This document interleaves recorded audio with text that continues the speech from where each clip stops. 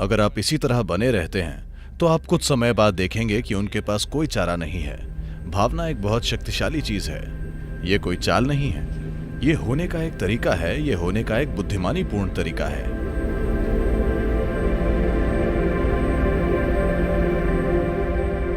सद्गुरु, क्या आप हमें सद्भावना बनाने और बोध को संभालने के बारे में कुछ बता सकते हैं? तो सद्भावना कैसे बनाई जाए?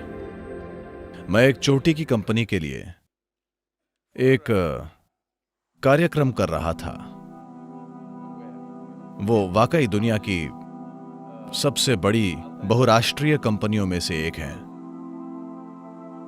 वहां के चोटी के 25 अधिकारी 2 दिन के कार्यक्रम में बैठे थे।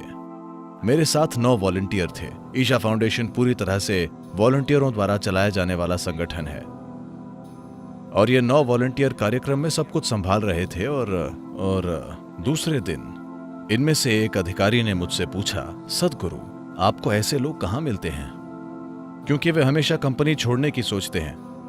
आपको ऐसे लोग कहां से मिलते हैं? मैंने कहा, मिलते नहीं हैं, आपको उन्हें तैयार करना पड़ता है। आप उन्हें कैसे तैयार करते हैं?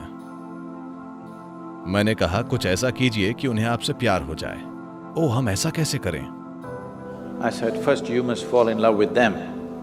Then they say, oh, they don't pay us for that. So that's all it is. मैंने कहा, पहले आपको उनसे प्यार करना पड़ेगा। फिर वे बोले, ओ, उसके लिए हमें कंपनी पैसे नहीं देती। तो पूरी बात यही है। तो आप सद्भावना बना नहीं सकते, आपको सद्भावना बहानी होगी।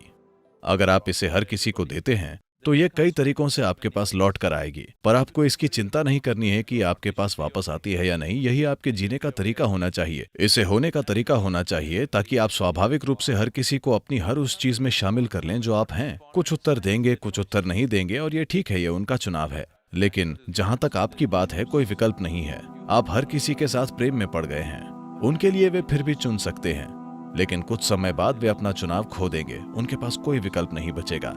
अगर आप इसी तरह बने रहते हैं तो आप कुछ समय बाद देखेंगे कि उनके पास कोई चारा नहीं है। शुरू में वे ऐसे बर्ताव करेंगे जैसे उनके पास विकल्प है, लेकिन थोड़े समय बाद उनके पास कोई विकल्प नहीं बचेगा।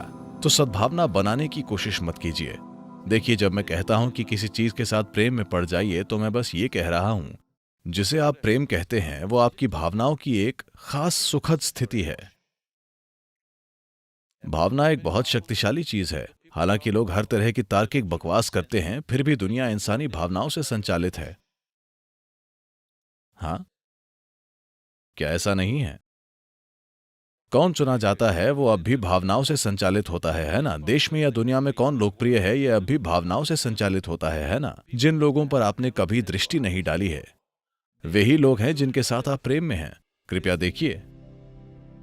हाँ, आप अमिताभ बच्चन को या तेंदुलकर को या ब्रैड पिट या किसी और को, शायद एंजेलिना जोली को देखते हैं। माफ कीजिए। आप उन लोगों के साथ प्रेम में हैं जिनको आपने कभी नहीं देखा है, क्योंकि आपकी भावना की प्रकृति यही है। तो भावना एक शक्तिशाली साधन है। तो अगर आप अपनी भावनाओं में लगातार मिठास बनाए रख सकते हैं तो आप अपने आसपास की हर चीज के साथ प्रेम में होंगे। अगर आप ऐसे हैं तो लोगों के पास कोई चारा नहीं बचेगा। इसलिए ये कोई चाल नहीं है, ये होने का एक तरीका है, ये होने का एक बुद्धिमानीपूर्ण तरीका है। क्योंकि वे आपके प्रेम में पड़ते हैं या नहीं पड़ते हैं, आपका जीवन बहुत सुखद और मधुर होगा। कोई आपसे प्रेम करता है या नहीं, उससे कोई फर्क नहीं पड़ता।